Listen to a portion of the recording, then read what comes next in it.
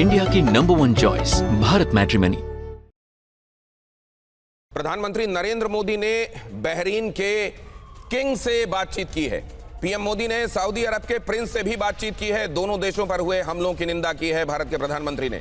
दोनों देशों में रह रहे भारतीयों को लेकर भी बातचीत हुई है। मतलब ये सऊदी के साथ और बहरीन के साथ बातचीत हुई है। और बहरीन में एक दूसरा एक पहलू है जो आपको मालूम है कि यहां पर बहुसंख्य आबादी शिया मुसलमानों की है। 40 से 50% एक कंजर्वेटिव आइडिया, और आज का बहुत लोगों का अनुमान यह है कि 75% से ज्यादा आबादी यहां शिया मुसलमानों की है। तो बहरीन से बातचीत करना और सऊदी के प्रिंस से बातचीत करना भारत के प्रधानमंत्री का, ये वहां पर रह रहे भारतीयों के हिसाब से बहुत अहम है। और जाहिर है अभी जिस तरह की अनिश्चितताएं पूरे विश्व पर मंडरा रही हैं, उस संदर्भ में भी भारत के प्रधानमंत्री का बातचीत करना ये बहुत महत्वपूर्ण है। मनीष झा, ये बात हुई होगी तो क्या आपके हिसाब से क्या बातें हुई होंगी, किन बिंदुओं पर बातें हुई होंगी?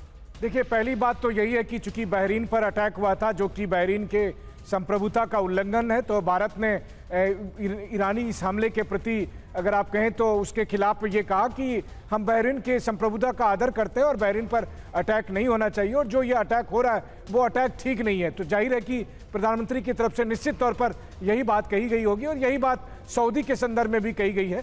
लेकिन हाँ, चूंकि भारत एक बड़ा प्लेयर है जियोपॉलिटिकल संदर्भ में और इसको एक पूरे सिचुएशन को समझता है, तो इस बात पर दोनों नेताओं के बीच में बातचीत हुई होगी, दोनों लीडर के बीच में, कि आखिर ये सिचुएशन किधर जा रहा है, क्यों जा रहा है और किस तरीके से इसका समाधान हो सकता है। तो कुल मिलाकर प्रधानमंत्री नरेंद्र मोदी एक के बाद एक गल्फ के उन तमाम कंट्री से बात कर रहे हैं जो इस लड़ाई में सीधे सीधे या डायरेक्ट या इनडायरेक्ट पार्टिसिपेट कर रहे हैं, और उनसे बात करके इस समस्या का किस तरह से समाधान निकाला जा सकता है, सभी मिलकर इस पर चर्चा कर रहे हैं।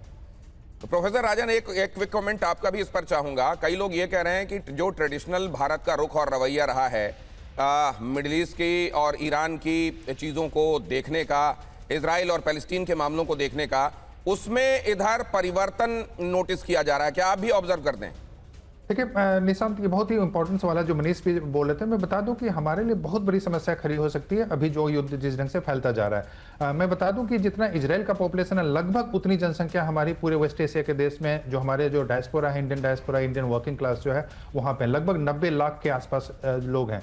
तो अब उनको लाना एक बहुत बड़ी समस्या होती है कि भारत की डिप्लोमेसी के हिसाब से तेल के दाम बढ़ेंगे, ये बहुत बड़ी समस्या हो सकती है। और आपको याद दिला दूं कि 91 में जो इराक वॉर हुआ, 91-92 में जो इराक वॉर हुआ था, तो उसमें जिस ढंग की समस्या खड़ी हो गई थी, हालांकि वैसी स्थिति इकोनॉमिकली नहीं है, इकोनॉमिकली हम बहुत मजबूत हैं, लेकिन उन सारे जो रेमिटांसेस के इशू उस समय जिस ढंग के आए थे, तो रेमिटांसेस जो हमारे इन सारे देशों से आते हैं वो सारे भी कम हो सकते हैं। तो भारत की जो बातचीत हो रही है सऊदी अरब या दूसरे वहाँ के देश के प्रमुख हैं, उनसे बात यही हो रही है कि हम कैसे इस ढंग की इसको फैलने से रोक सकें।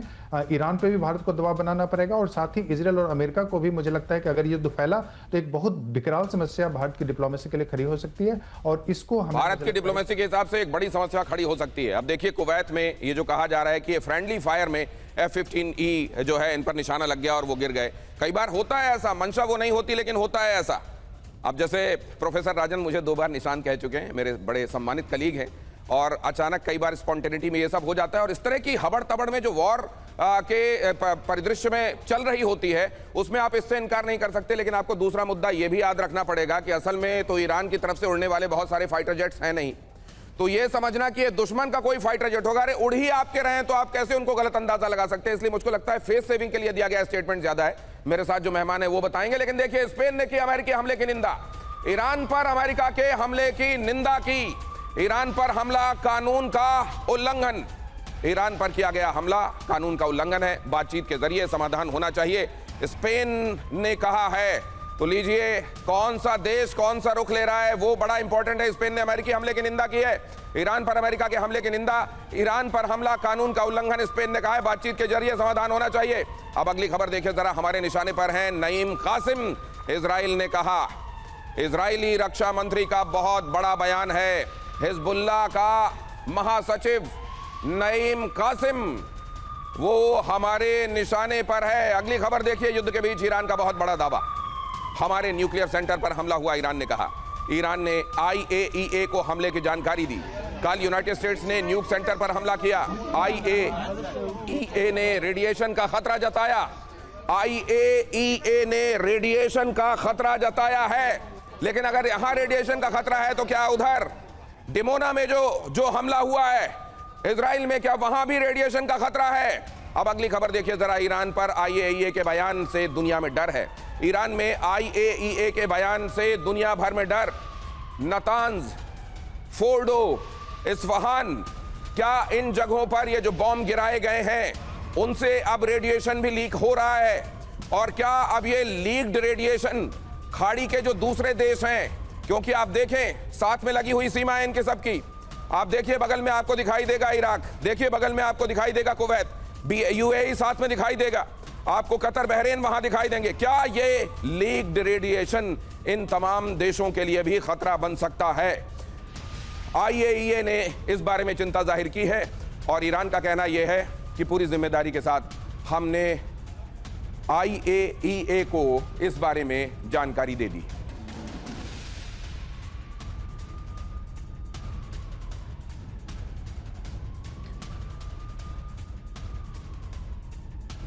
और IAEA की तरफ से बड़ी चेतावनी आई है।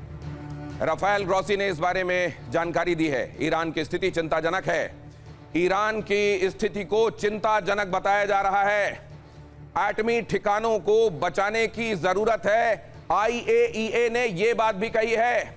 रेडियोधर्मी रिसाव से इनकार नहीं कर सकते। IAEA यह भी कह रहा है नतांज, फोर्डो, इस्फहान में न्यूक्लियर साइट्स पर जिस तरीके का डैमेज हुआ है उससे इस बात से इनकार नहीं किया जा सकता कि यहां से विकिरण जो है स्रावित हो रहा होगा और यह तमाम जगहों को प्रभावित कर सकता है। बहुत बड़ी पॉपुलेशन इसकी चपेट में आ सकती है।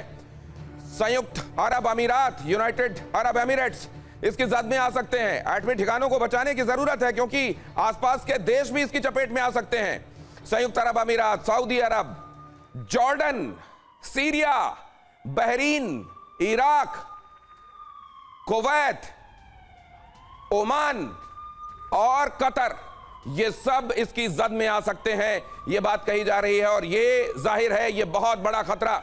लेकिन सवाल सिर्फ यहां पर नहीं, आप उधर देख लीजिए, डिमोना में भी इसी तरीके का हमला किया गया। वो जो शिमोन पेरेज न्यूक्लियर साइट है इजराइल की, वहां पर भी ईरान ने मिसाइलें गिराई हैं और वहां पर भी ये कहा जा रहा है कि एक बड़े ठिकाने को नुकसान पहुंचा है। तो क्या विकिरण के खतरे यहां पर मौजूद हैं? जनरल सिजवाच, क्या यह हो सकता है? क्या यह दो स्वप्न सच हो सकता है? देखो, एक चीज तो माननी पड़ेगी दिनेश की, पिछली बार भी जो हमले हुए थे 12 दिन के, ये इफ्शान, नतांज और फोर्दो में हुए थे और उस टाइम B-2 बम्बर का इस्तेमाल करके GBU-57 बम डाले थे जो कि करीब 50 से 60 फीट अंदर जा सकते हैं।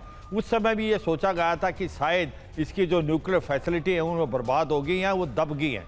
मगर ये भी सुनने में आया था कि 400 kg के करीब एनरिच यूरेनियम उस समय ईरान ने इसके जो स्ट्राइक होने से पहले ही शिफ्ट कर दिया था। अब जो हमले हुए हैं इसमें कोई शक नहीं है, नतांज में भी हुए हैं, इफ्सान में भी हैं, फोर्दो में हुए हैं, वो दोबारा ऑपरेटिव थी। अब क्या उसका कितना नुकसान हुआ है, जैसे IAEA वो बता रहा है कि इसके हो सकता है रेडिएशन, अगर इसके ऊपर हमला हुआ है और ये हिट कर गया है और वहाँ न्यूक्लियर आपका जो आइटम थे, तो फिर रेडिएशन का खतरा है। और ये खतरा इन सभी देशों के साथ है जो पड़ोस में है, जैसे आपका जॉर्डन भी है, इसके अंदर अब अभी इराक भी है, इसके साथ कतार भी है और इसके बाद आपका सऊदी भी है। ये सारे देश लपेटे में आ जाएंगे। मुझे लगता है ये बहुत बड़े खतरे की निशानी है। दूसरी बात, ये बार बार हम ये सोच रहे हैं कि इस बार ईरान ने ऐसा क्यों किया कि सारी मिडिल ईस्ट की कंट्रीज पे हमला किया। इंडिया की नंबर 1 चॉइस भारत मैट्रिमनी।